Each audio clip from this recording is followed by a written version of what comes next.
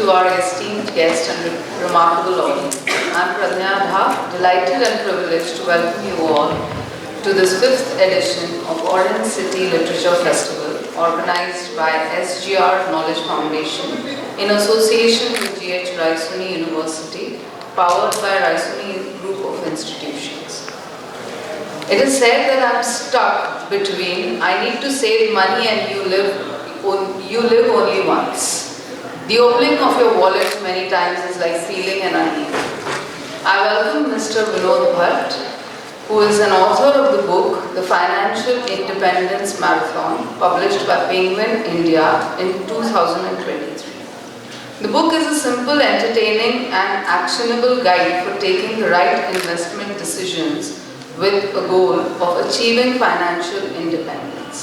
Mr. Bhat has more than 15 years of experience in financial service industry and is currently working as a senior vice president and a portfolio manager at Aditya Birla Sun Life AMC Limited in Mumbai. He has an MBA in finance from Wharton School, USA, and BTech in mechanical engineering from IIT Bombay. He is also a chartered financial analyst, charter holder. As a part of his work, we know Mr. Bhat has been writing and preparing videos on various topics, including investments, the current state of market, and future outlook and mutual funds. For the past 4 years, he has conducted more than 450 sessions with them so far. He is also a long-distance runner and has accomplished numerous full and half marathons. We welcome you, sir. We also have with us today Ms. Premlata Daga Saboo, who is a chartered accountant and partner at GTA and Company, LLP. She earned her CA qualification in 2012 at the age of 22 and holds a company secretariat course certification, a diploma in information systems audit, and is registered valuer for securities and asset class with IBPI. At 23, she started teaching financial accounting on 8 batches of IRS officers at National Academy of Direct Taxes, 500 plus sessions on financial investigation. She is a respected faculty member at various institutions. She has served as an independent director on the board of Global Education Limited and received accolades as the Woman of Substance Award and recognition in the book Techniques of Investigation by Central Board of Direct Taxes. I would now like to hand over the session to Ms. Premlata Daga Saboo to conduct the session on From Savings to Investing, an insight from the Financial Independence Marathon. Thank you. So you all are students right now, and it's actually a very fortunate thing for you that you are listening this session before actually you have started earning money. So today we have with us Bhat sir, and since we have so many young students here, I would like to ask you one very quick question here. That what do you wish you had known about investments when you were just starting your financial journey? Sure. Premlata, like you said, I'm also very happy to see a young crowd. And actually, before I give you my response, I'm going to ask the audience a question. 2 questions actually. So, how many of you know of Usain Bolt? Can you raise your hand? Yeah. And how many of you know about Eliud Kipchoge? So clearly, we all know Usain Bolt because he's a 100 meters sprint champion, right? He's set world records. But I didn't see too many hands to recognize Eliud Kipchoge. Right? So he is a marathon champion. Right? And the reason I'm starting with this example is because answering the question that was asked. When I started my first job, I was in the US, and at that time one of my seniors advised me to start investing. Right? And so I started speculating in stocks essentially, not really investing, because I had the same mindset. Right? I wanted to make money quickly. And so that was my starting experience, and it wasn't very good because I ended up losing money, right? And then over time I realized that instead of thinking of investing like a sprint, 100-meter sprint, it's better that I think of it like a marathon. And that is also how I have progressed in life, because I started running, I did a lot of half marathons, and I graduated to running full marathons of 42 kilometers. And now that is, I think, the best approach to think about investing also. So don't think of it as a short sprint, think of it as a long marathon that we need to run. Great. Even the title of the book is also connected with marathon. The book which Sir has written, The Financial Independence Marathon. This book also talks about all the mistakes, as Sir has already highlighted, that generally we end up doing when we are in the early stage of our investing. Sir, as I see the education system in India, I don't know about abroad, but in India, we don't teach students how to handle money. We have taught them how to make the money. They know how to do a job, they know how to do a business if they are an entrepreneur, they know how to make the money, but they don't know how to handle the finance, they don't know how to grow their money, they don't know what is investment, whether it is enough. I mean, they have come across various influencers, they know the fire figure, etc. But they don't know exactly how to start. So here comes the second question, that why is it crucial for young adults to start investing early, and what advantages does it offer in the long term, and what sources they should use to learn how to invest if that is unfortunately not a part of their academic curriculum. Yeah, and even I experienced this because financial education or literacy was never part of the curriculum. So I did my BTech in mechanical engineering at IIT Bombay, and we didn't have any course on financial education. So then after that I got a scholarship to study in the US, so I went there, I did my masters, and there I saw the difference. There is, as you know, in the US, when you are 18, you are expected to become independent, right? So you go out of your home, you take a student loan for your education, and many times you have to do some part-time job to earn some money, right? For your living expenses. It's not like here where you just assume that your parents will support you. And in US, of course, the Indian parents still support their children, but the American parents don't, right? So right from the age of 18, the young people there need to start thinking about managing their finances. So that is one big difference. Like they get real life experience. So even if somebody is working at a McDonald's, they need to figure out, okay, how can I save some money, because they have taken some student loan also, right? So that is a big difference. And the other difference, of course, is here again till now we assume that when we grow older, our children will support us, and that is of course changing now. But again, abroad that is a big difference, right? Because people know that they can't depend on their children in their retirement. So when they start, from the moment they start working itself, they start thinking about saving for their retirement, right? So that is the difference I saw, for example, in the US versus in India, right? Now, given that we don't get that grounding in terms of this financial education as part of our formal education, so how can we think about it? How can we get started, right? So there, fortunately, unfortunately, there is a lot of information available now. There are courses available online, but also at the same time, there is a lot of content on social media. Many influencers also putting up content. Sometimes it's not the best; it misleads people.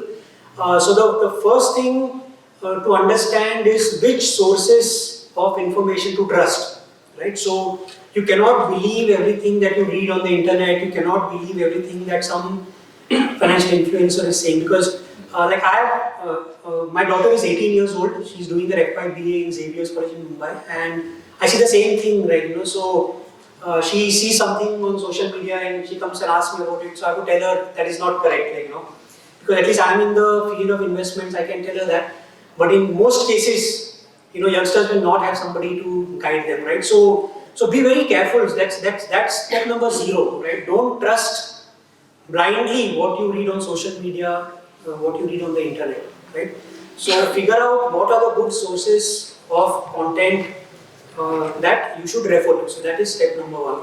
Then second is to keep yourself informed about what is going on in the world, right? So again, I've seen, especially in college students, we tend to live in our own world, right? So we have our friend circle, we have our peer set, and we have our social media, and that's all we restrict ourselves. But learn to go beyond that. So, for example, fortunately, when I was doing my MBA in the US, one of my college professors told us, you start reading the Wall Street Journal newspaper every day. That is the best source of information on finance and investments. And I started doing that religiously, right? So since that day, I really like it. So that is also something you realize what you like, what you don't like. But that is one source of information that I trust, right? So instead of reading social media handles, I read that one source and it gives me a good background, right, regarding what's happening in the world. So that is the second thing. And the third source is good books, right? So that is the reason I wrote this book, because in my own family, my friends, my relatives, I saw people doing a lot of mistakes related to finance and investments.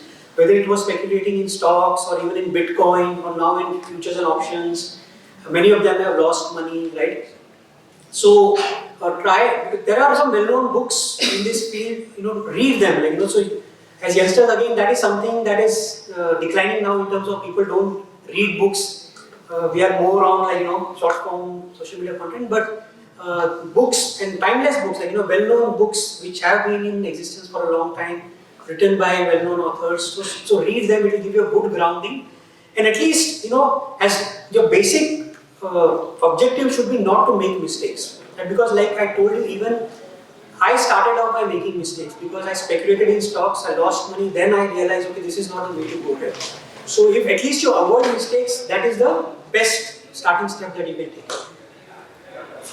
In between, anybody here who have lost money in stock market? From the students also? Did you trusted any Telegram groups, WhatsApp groups? No? You did your research and then you lost money? Yes? So then you trust your research. What was the source of research rather? I just want you to know because I just want to know what is the source of information that you are using right now. Telegram groups? YouTube. Websites like screeners and the related data on the money control. Okay, so that is the source of data. And how do we analyze it? From where we have learned that? My sister is into investment long back, so she told me multiple factors like promoters holding, then return of on equity, yearly growth, and that's how I learned. And I was doing it. Initially, I lost money, but now it's giving returns. Okay, now it's back on track. Okay. In between financial influencers, Variku or कौन-कौन सा नाम मुझे तो नाम नहीं है अभी. Finance with Sharan? No? Yes? Yes? Rachna Ranade madam. Actually, our attention span is super poor. As I rightly said, we need to read books. And now we know that earlier we used to read books. I guess, maybe sir's generation, we have lost that track. Then came the YouTube videos because we cannot read, so we want to listen. Then came shorts because we cannot even listen for 10 minutes. We want 30 seconds, we want 1 minute. And within that, how can somebody make sense on a topic like investment?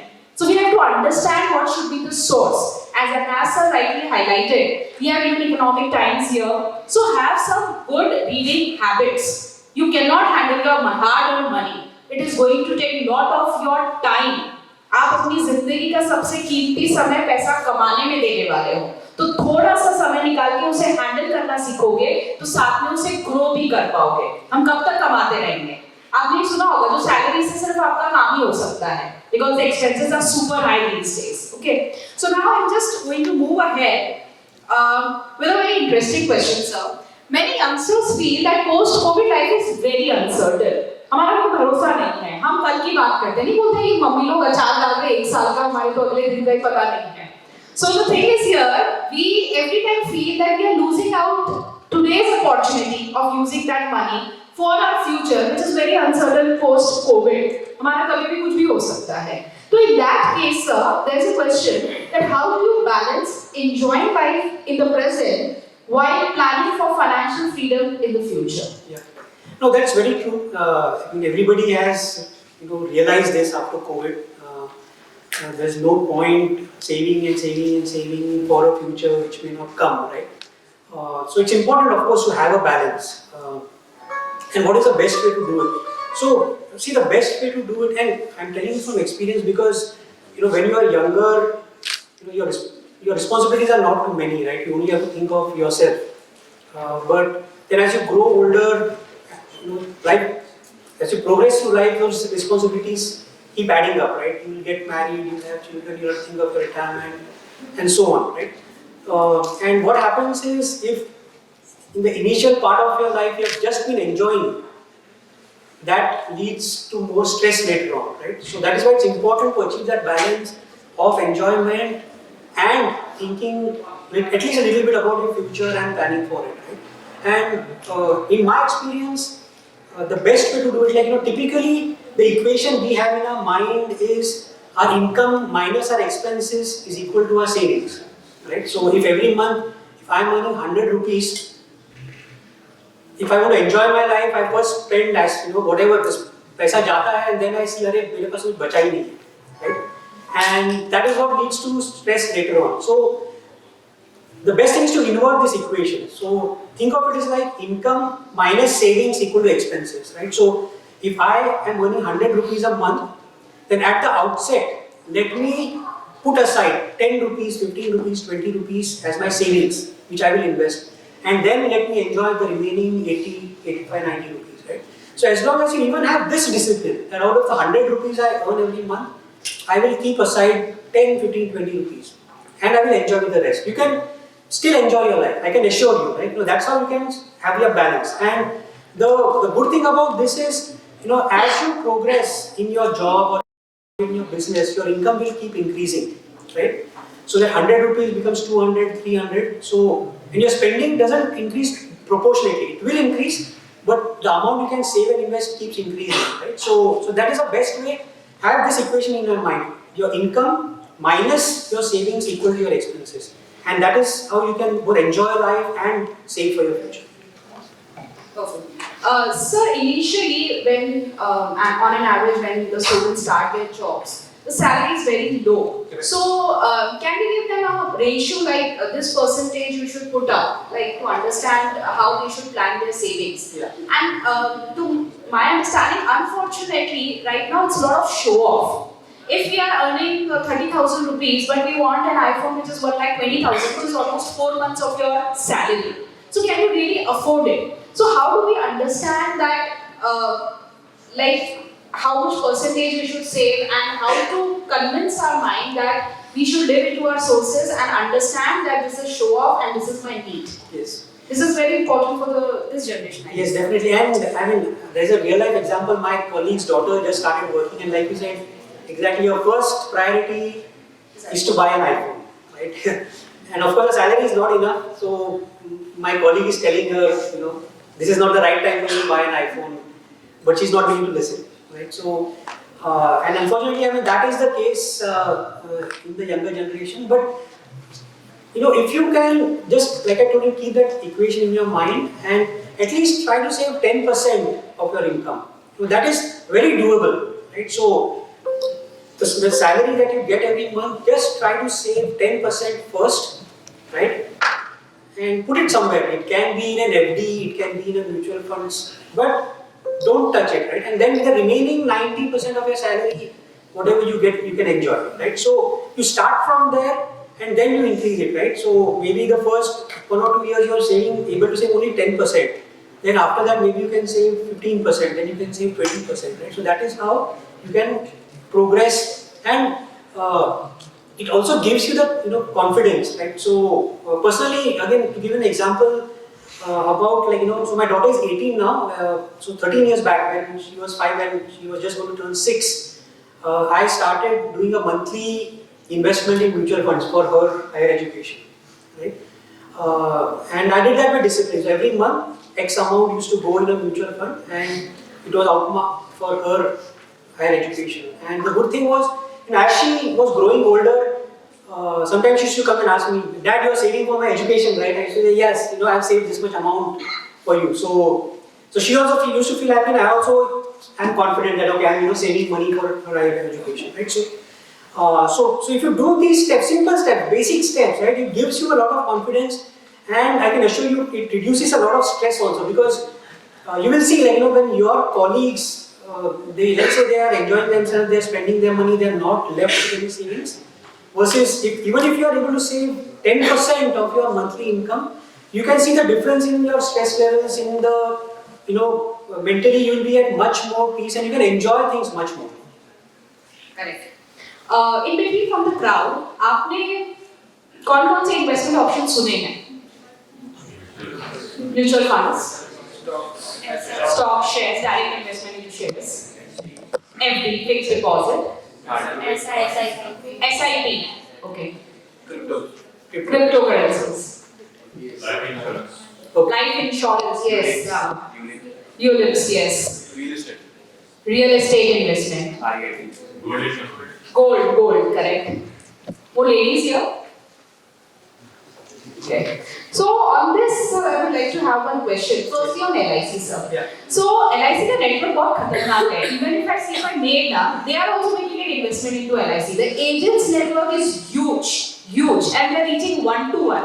So they are able to convince even a person who is not at all educated to explain them that why she should invest so that she has a future for kids and maybe for any reason. LIC has various different products. They have term insurance, they have endowment policies, ULIP, etc. So how do you see, is this a really good option for investment? Yeah. So one of the basic principles which all of you should understand is keep your insurance separate from your investments. Okay, so never mix insurance and investment. So for example, when somebody comes and tries to sell you a ULIP, avoid it, because it combines insurance and investment. That is not the best option for you, right? So the best thing is go for a term insurance. So whether it's from LIC or from some other insurance company, just go for a simple term insurance. What is a term insurance? It just says that, for example, every year I pay X amount as a premium till I am, let's say, 60 years of age. If something happens to me, my family gets this amount, right? So the idea there is that if something happens to me, unfortunately, then my family doesn't have to go on the street, right? So that is the objective. Simple, right? And then your investments are separate. Investment is where you are looking to make good risk-adjusted returns, which we can of course come later. But that is a basic principle, right? So don't go for any product which combines insurance and investment, right? Because that ends up not giving you the best return, and the insurance amount you get if something happens to you will not be enough to take care of anything, right? So that is why it's best to avoid these kinds of products. In between, any guesses what LIC ULIP would be giving us as a return, percentage-wise? Anybody would like to make a guess? 10%, 12%? 8 to 10? 5. Saving account wala? And even then we are making investment. And since I already mentioned about term insurance, at this age, in your early 20s, you can get even 1 or 2 crore rupees insurance by paying only few thousands. And this amount remains fixed. That means even if you are making the premium payment after 20 years, you still make the same payment. तो आज अगर आपने कोई insurance suppose 15,000 रुपए में ली 1 करोड़, आज के लिए 15,000 रुपए पर एनम मे भी आपको लगता होगा थोड़ा ज्यादा है, बट आप सोचो आज से 10 साल बाद आपके लिए 15,000 की कोई कीमत बचेगी क्या? नहीं, लेकिन फिर भी आपका इंश्योरेंस कवर कितना रहेगा? 1 करोड़। और इंश्योरेंस का कवर कैसे? Sir even I guess people say that 10 lakh का हमने कवर ले लिया, 20 लाख का हमने कवर ले लिया, ये तो सोचो कि आज से 60 साल जब आपकी उम्र पहुंचेगी तो 20 लाख की कीमत क्या बच जाएगी? कुछ नहीं।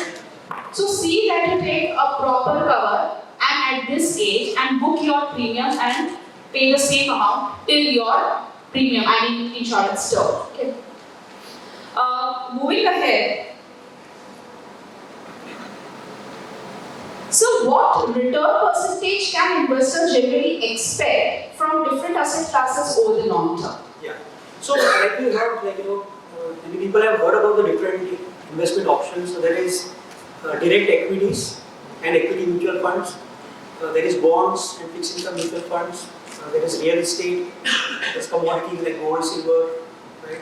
Then there are REITs in bits also, real estate investment trust, infrastructure investment trust, and newer avenues like Bitcoin and NFTs and so on, right? So, so before I give you the answer, I'd like to ask you, right?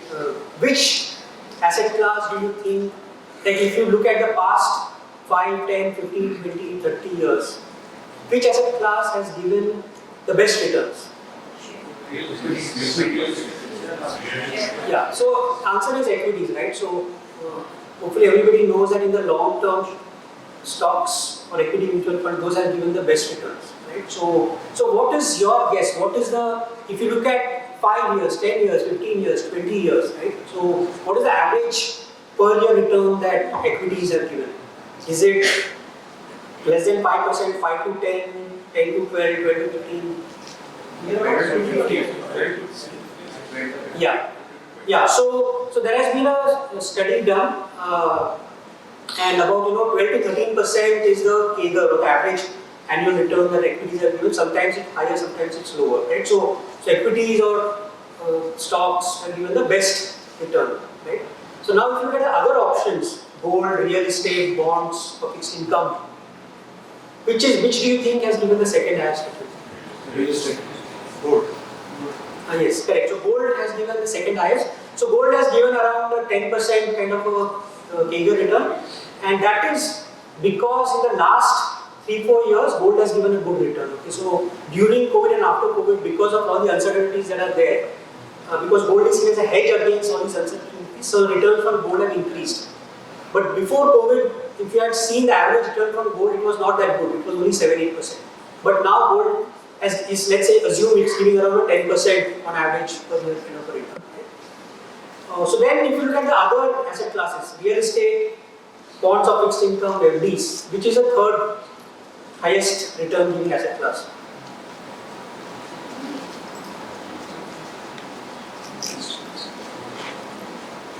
So a lot of people invest in real estate. I would guess even youngsters, your parents would have invested and so on, right? So what kind of returns do you think real estate has given over the past 5-10 years? Any guesses? 8 to 10. Yeah, it's actually 7 to 8. It's not that great. So of course, there are pockets where, especially in the tier 2 towns, in some of the rural areas, because the government is acquiring land, people have seen bumper returns. But if you see on average among the top 7-10 cities, the returns have not been that big, because for the past 7-8 years, actually the real estate prices have been stagnant. They have not really risen much. And so on average, the return is about 7-8%. Now, if you look at bonds or fixed income or FDs, what is the per year return you get? 8 to 10. So it's more 6 to 7, 7.5, right? So this is the kind of what you can think like the waterfall of returns, right? So equities or stocks at the top, right? Then gold, then real estate, and then bonds and FDs, right? But this is just the returns, right? So do you think this gives a complete picture? So because I'm saying like equities have given the best returns, then should you just take all your savings and put them in stocks or equity mutual funds? So what is the other thing we need to look at? So we have looked at returns. What is the other aspect we need to look at? Risk, right? So which of these asset classes do you think is the riskiest? Equities, right? And if you look at the past 5, 10, 15 years, do you know the maximum drawdown or fall from the top that you can experience in equities? 50%. It's actually 58%. Right? So equities is the highest return but also the highest risk. Right? So if there is a correction, like for example during COVID, within a few days the stock market fell 45-50%, not just in India but across the world. Right? So when you are investing in equities, we need to understand it is a high risk, high return asset class. Right? Same thing in gold. The drawdown or the fall from the top in gold is 50-55%. Right? And that's the reason, if you look at real estate or fixed income or bonds, the fall is not that much, right? So always look at both return and risk when you're thinking of an investment. That is the main point. Don't just go by the returns. Because like I told you, when we are young, we focus only on the return. We want to make the maximum amount of money in the shortest amount of time, and that's why we end up making mistakes. So again, in between, how many of you are a part of any WhatsApp group or any such group which gives you tips, so-called tips for stock market? Be honest, huh? At least you should be a partner to know what they are talking about. No? Nobody is a part of any WhatsApp group or any Telegram which gives you the investment related tips. Group karo nahi karo, that's a different thing. You are a part? No. And you should be, it's fun. Trust. Why? Because as everybody has agreed here, equity has given you 15% return to say on an annual basis. In those groups, you get messages which will say that in 15 days you made 15% return. In 10 days you made this return. And that excites us. हमें लगता है यार ये तो 10 दिन में इतना पैसा कमा लिया. अदानी अभी तो चलो ठीक है, but पहले अदानी से used to just meet on the higher side, new target, and that attracts. हमें लगता है कि शायद सच में हम ही नहीं बना रहे पैसा, बाकी सब लोग पैसा बना रहे हैं. क्यों? क्योंकि जब people are making money, they talk about it, but when they are losing money, they don't talk about it. So, sir, since you talk about the risk here, so I want to ask one question, because when we are young, our risk appetite is good, and as we age, we don't want to risk with our money, and normally people end up with a FD. So I want to ask you, sir, how can one balance the desire for high returns with the need to manage the risk in their investment choices? Right. So, this concept is very important to understand, and that's called asset allocation, right? So, what does it mean? It means that never invest only in one asset class. So, don't put all your money only in real estate, or only in equities, or only in FDs. And in my own family, like I am in the investments field, but I should tell you, and that was also the reason I wrote this book. My wife, we have been married for 20 years, and take a guess where she has kept her savings. Which asset class do you think she has kept all her savings in? Yes. So largely in FDs, right? And one of my close relatives, they believe only in real estate. Right? So they have bought 2 flats in Pune, they have bought a flat in Mumbai, they have bought a flat in Navi Mumbai, right? So it's only real estate. And another of my relatives, she's a housewife. She started trading stocks. Now she has graduated to doing FNO. And she has asked me, like, why are you doing this job? Why don't you quit and do FNO? There's, you can make a lot more money doing FNO trading, right? So you'll see these kinds of examples around you, right? But when it comes to balancing risk and return, right, and trying to meet your objectives, keep this concept of asset allocation in mind. And what it means is that you should diversify your investment across all the asset classes, right? So you should have some allocation to equities, let's say to equity mutual funds, and maybe even if you want to some direct stock investments. You should have some allocation to fixed income mutual funds, right? So that you get exposure to more stable asset class. You should have some exposure to commodities, like either to gold or silver ETFs or to sovereign gold bonds, right? You should have some exposure to real estate. But real estate is of course a high ticket asset class, so maybe you take exposure to that later, right? But what is the reason, what is the advantage of asset allocation, of diversifying across asset classes? The advantage is what we call the negative correlation between these asset classes, right? So what do I mean by that? Is, for example, during COVID, like I mentioned, the stock market crashed by 45%, right? But if you had also invested some amount in gold, gold prices shot up. Right? Gold prices went up 45-50%. So the decline in the equity allocation would be counterbalanced by the increase in the gold prices, right? Or if, for example, gold is not doing well, maybe your fixed income will provide stability to the portfolio, right? So that is the main principle to understand, that you diversify your investment across different asset classes, so that at any point in time, one or the other asset class will do well, and your portfolio overall will give you a stable return. Now the next question is, how much to invest in each asset class, right? So that's where your risk profile comes into the picture, right? So if, let's say you are young, you are earning, you have disposable income to invest, you don't have a lot of responsibilities immediately to take care of, then you can take higher risk. And that means that you can have a higher allocation to equities in your portfolio, right? So you can have 70-75% allocation to equities, either through mutual funds or through some direct stocks if you want, right? You can have, let's say, around 20% allocation to fixed income mutual funds. You can have 10-15% allocation to commodities, gold, silver, right? And as you get older, for example, from a high risk profile, you will move to a moderate risk profile. What does that mean? Then maybe your equity allocation should reduce to 50-60%. Your fixed income allocation should increase, let's say 30-35%, remaining to gold, silver. Right? And then you take exposure to real estate also. And then as you grow even older, then you become a conservative investor. So there your equity allocation will reduce to, let's say, 25-35%. Fixed income allocation will increase 50-55-60% with some exposure to gold, silver, right? So that is how, depending on your risk profile, you change your asset allocation. But at any point in time, you always have exposure to all these asset classes. Now, we are reaching a stage where, everybody is living longer, right? So even after retirement, you take care of your expenses. So you cannot think of just being invested in equities at any point in time. You have to have some exposure to equities. Right? Your corpus has to keep growing, otherwise you'll run out of money. Right? And that is the reason you need to understand this concept of asset allocation and having exposure to all these asset classes. So finally, after having written this book, after having asked my wife to read this book, my wife agreed to open a demat account and start investing in mutual funds. So.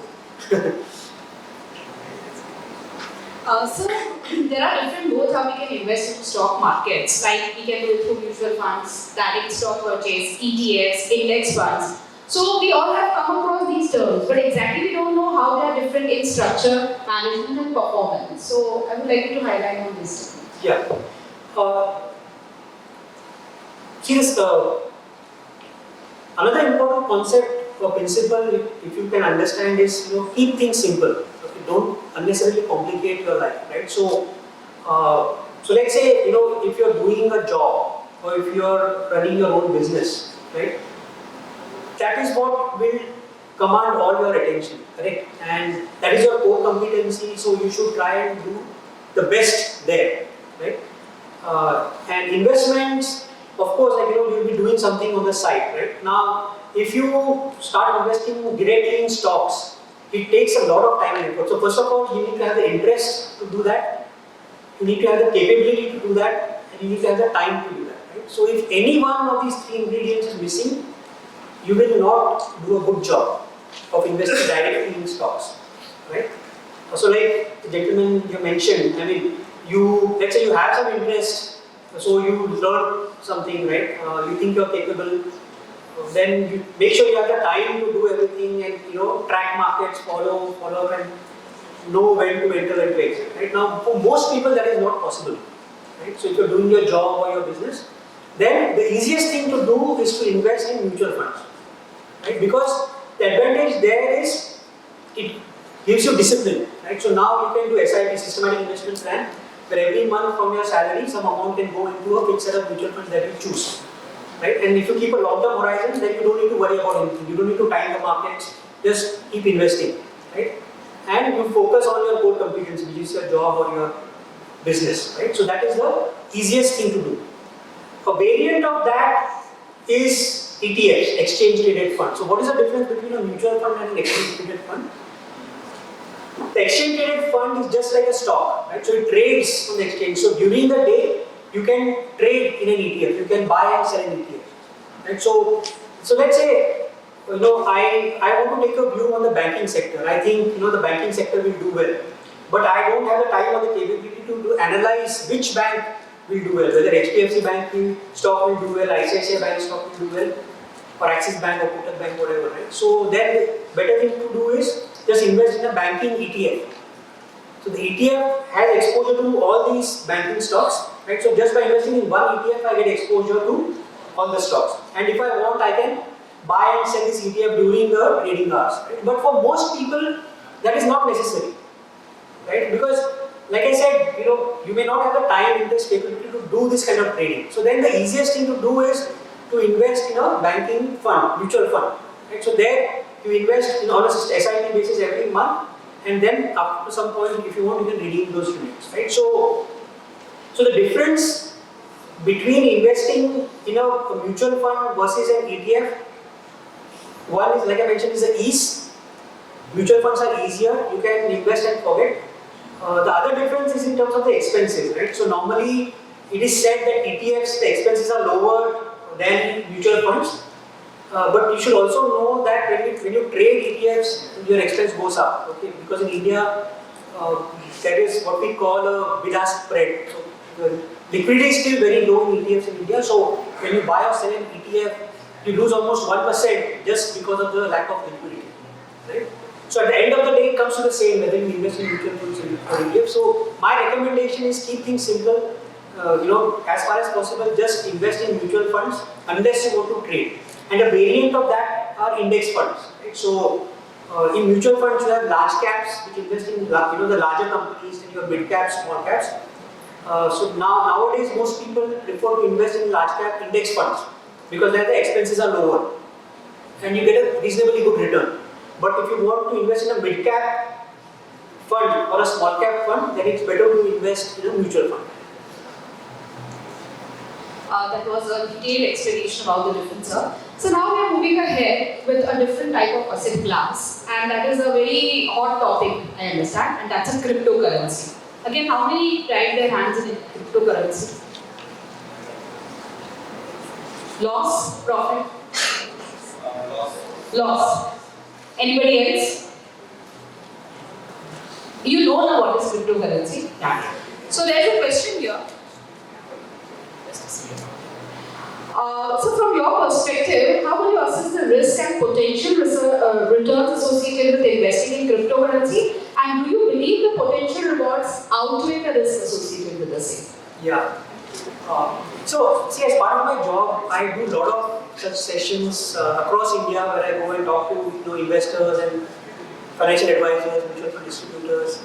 And I should tell you that just after COVID, I had gone to Nasik to do this kind of a session, and I normally talk about whatever we are discussing today in terms of how to think of financial planning, asset allocation, risk, balance, risk return, and all that, right? And invariably, like after my session, a couple of youngsters used to come and say that whatever you said is fine, but we don't invest in mutual funds, we don't even invest in stocks, we only invest in Bitcoin. So what's your view? How high can Bitcoin go and all that stuff, right? So even then, I had expressed my view that cryptocurrencies, and Bitcoin is one cryptocurrency. These are more like speculative assets, right? So there is no cash flow behind a cryptocurrency, right? So there is no way to value a cryptocurrency, right? So for example, when we talk of a stock, there is a company behind it. There is a cash flow behind it, so you can value that stock, right? When it comes to real estate also, for example, you are essentially taking a guess, okay, based on the location, based on the price of the surrounding area, that you can place some value on that land or that flat, right? When it comes to gold also, there is no cash flow, but gold gives you some hedge against uncertainty. So whether it's geopolitical tensions or inflation or COVID, right? Gold gives you some hedge. For Bitcoin, there is nothing like that, right? So there is no cash flow. And a couple of years earlier, it was thought that maybe Bitcoin is like digital gold, that it will be a hedge against geopolitical tensions or against inflation. But we saw during COVID that it was nothing like that, right? So it didn't provide any hedge against the pandemic, against inflation. And people realized that it's just a speculative asset. So you're just kind of depending on the greater fool theory, that if I buy Bitcoin today, I'll find a greater fool tomorrow who will buy it from me. Right? But that didn't end up being the case, and many people lost money on Bitcoin, right? So going back to the point I made, never put your money in any asset class looking only at the return. Right? Always look at the risk, and preferably look at the risk before looking at the return. Right? So in Bitcoin, like I told you, in equities, the drawdown can be 55 to 60%. In Bitcoin, do you know what was the product, what was the fall from the top in Bitcoin prices? 80%. It was 80 to 90%. Right? So if you invest in something, let's say at 100 rupees and it falls to 10 rupees, to make your money back, that asset class has to appreciate 900,000%. It has to go from 10 all the way back to 100. Right? And now everybody has realized that this is not an asset class we really want to invest in. Right? So you don't know whether it will ever go back to the earlier prices. Right? So my suggestion was earlier also and even now, it's better to stay away from these kinds of speculative asset classes where you cannot put a value. Sir, a question. Here we come across this term financial freedom many times and a fire figure. So I just want to know, in your opinion, what do we really mean by financial freedom and what is that fire figure? Yeah, so that's the topic of my book also in terms of, I have termed it financial independence, right? And what is the best way to think about it, right? So, see, we all know, we all have been taught that time is money, time is money, time is money, right? But the opposite is also true. Money is time. And what do I mean by that is, if I do a good job of saving and investing, right, and reach some threshold of purpose, right, it gives me the confidence that I can then do what makes me truly happy, right? So I don't have to do a job if I don't like it. I don't have to run a business if I don't like it, right?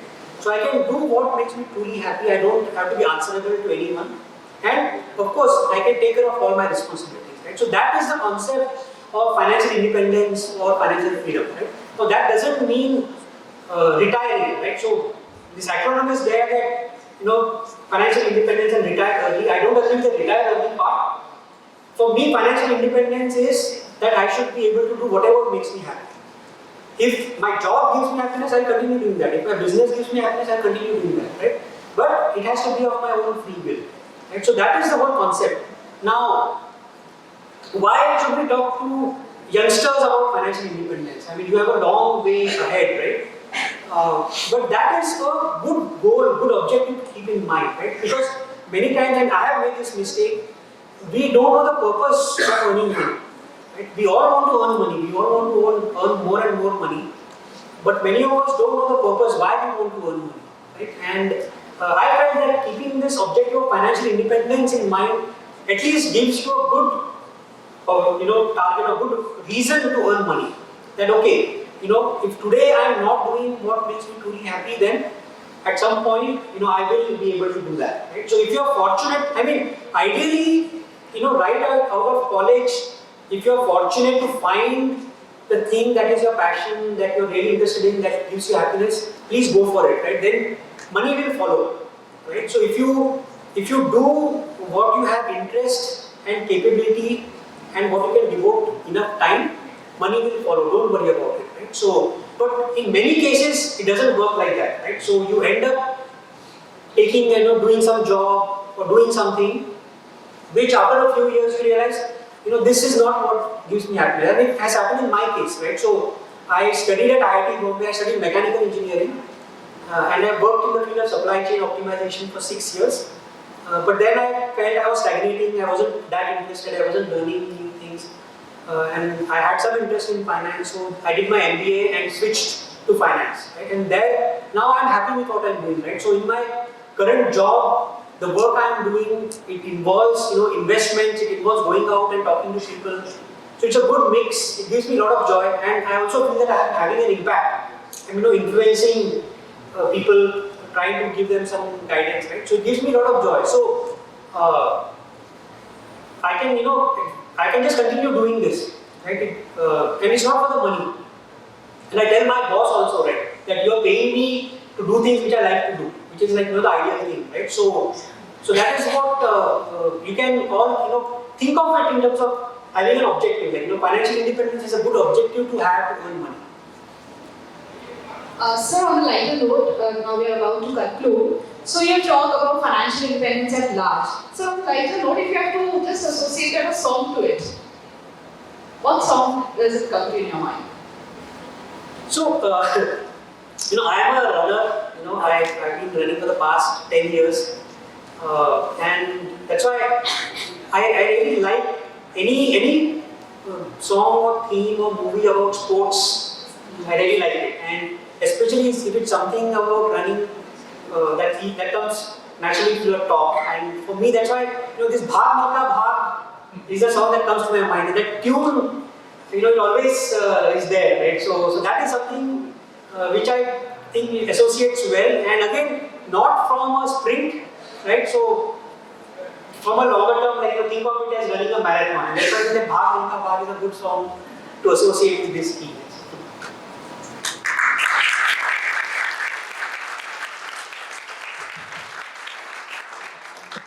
So it was a wonderful session, and I understand that many people here have a lot of questions to ask. We may not have much time, so we'll quickly take a few questions here. Yes. Sir, what you suggested, as you suggest Wall Street Journal to read daily, here in India, what you suggest to read on a daily basis? Reading, yeah. So first of all, you have to keep in touch with what's going on in the markets, right? So basic things to read, at least, the Economic Times and either Mint or Business Standard.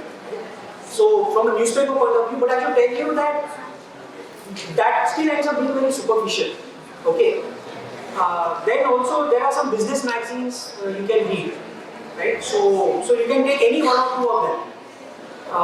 Personally, I always prefer, and also because it's part of my job, to get a global context. So I read the Wall Street Journal, I read the Financial Times, and I read the Economist. So we have online subscriptions, so that's my advantage. I get access to a lot of materials, but these three, and I'm actually drowning in information, right? But these three, the Wall Street Journal, Financial Times, and Economist for a global perspective, and at least Economic Times, Business Standard or Mint for the Indian context. Then a couple of magazines, but like I told you, these are still superficial daily information, right? I always prefer to read books, and I've read a lot of books on finance, investments, and that is something I would recommend to you, right? If you are really interested, if you want to know how people think, what are the mistakes people make, how you should avoid them, then try and read books. And there are a lot of well-known books, so that should give you a better context in terms of decision making. And also, out of my interest, and I also read a lot of research papers, right? So for example, the data I shared with you in terms of what is the return of different asset classes, so that was a research paper that was just published a couple of days back, right? So when you read some research papers, it gives you a good context in terms of data and how people analyze data. Any more questions? So what is the difference between saving and investment? Yeah, so see, savings is you are trying to preserve your capital, right? Investment is you are trying to grow your capital. Now, what is the big difference? Like I told you, my wife for 20 years thought she was saving her money in FDs. But what is the disadvantage of keeping your money in FDs? You are saving, right? You think you are saving money, but what is the disadvantage? Yeah, so the disadvantage is after taxes, the return on the FD doesn't beat inflation. Right? Because in India, on average, inflation is 6% per year. Your FD before tax is giving 6.5%, 7%. So after tax is 3 to 4%. So although you think you are saving money, your money is losing value. Right? So you are not actually saving money. And that's why investment comes into the picture. So what is the purpose of investing? It is to get a return that will after tax beat inflation. Right? So if I have a portfolio, I have done asset allocation. My equity allocation is giving me, let's say, 12% return. Right? My fixed income is giving me 7.5% return. Gold is giving me 7-8% return. I have some real estate, let's say 7-8% return. I have some FDs also, right? So, for example, my emergency fund, right, which is you can keep 6 months, 1 year, 2 years expenses in FDs. I have FDs also. I know it is losing value, but still, it gives me some peace of mind, right? So, on average, if I look at my overall portfolio, let's say hypothetically it's giving 10% pre-tax. right? So after tax, it's let's say giving me 7%. So I'm beating inflation. So my money, my savings are not losing value. So that is the concept, and that is why you need to invest. You can't just think hard, keep money in every and think I'm saving money. Your money is losing value. We have more sessions. What is your view on China plus one? Yeah. India is getting out of it or not? Right. Yeah, so, because of the geopolitical tensions, especially between US and China, many multinational companies are looking to set up their manufacturing bases in other countries, right? So they have many options. They have Vietnam, they have Taiwan, they have Bangladesh, they have India, right? But the difference between India and other countries is our demographics, right? So we have a young population, educated population. Until 2040, 2050, the proportion of youngsters, the proportion of working population is going to increase, right? So we spoke to some MNCs, they said that they were interested in going to Vietnam, but when they went there, they realized यहाँ तो लोग ही नहीं हैं, हम factory तो set up कर सकते हैं, but इसको hire करेंगे, right? So that's why they are now preferring to come to India, because they get a large educated workforce, right? And a lot of in the manufacturing oriented sectors, so whether it's specialty chemicals, engineering goods, even now in semiconductors, you already seen in mobiles, electronics, a lot of companies are coming and setting up their plants in India, right? So that is how India is benefiting from this entire China plus one strategy. But there's also another aspect to it, which is the services. So India is now the #1 exporter of IT services, as you all know. But there is another component, which is the non-IT business services. There is, legal services, advertising, manufacturing services, engineering, design services, technical services. So a lot of MNCs are setting up offices in India. They are hiring people here and servicing their offices abroad. Right? So it's expected that over the next 5 to 7 years, this non-IT business services will also pick up a lot. So that is another interesting area where you can all take a look. We need to conclude the session because we have more sessions lined up here. A big thank you to all the audience on the Sunday morning. Effectively, you have taken your first step in this marathon journey of financial independence. Thank you to OCLF for thinking and designing this session, and obviously a big thanks to you, sir, for spending your time on a wonderful topic. Making it simple to understand for the audience. We continue the session, and sir is also having one session at 1, I guess. Yes. 1. It is on startups, and again, it's a complete panel discussion. So if you are here in this premise, then please do attend that 1 o'clock session as well. In between, this book is available on Amazon also. So he has already done a big research. So all those who want to have, again, the gist of it, so can quickly have a look on this also. So we conclude this session here. Over to you, ma'am. I would like to thank Mr. Vinod Bhat and Ms. Premlata Daga Saboo for helping us understand that the quickest way to make money is not only folding your money and keeping it in your pocket. I thank our esteemed guests for such remarkable conversation and such a remarkable audience as well. I hope all of you all have heard the All India radio on the 1st of every month, which if you turn on the radio, the first song that plays on it is Khush Hai Zamana Aaj Pehli Taarikh Hai.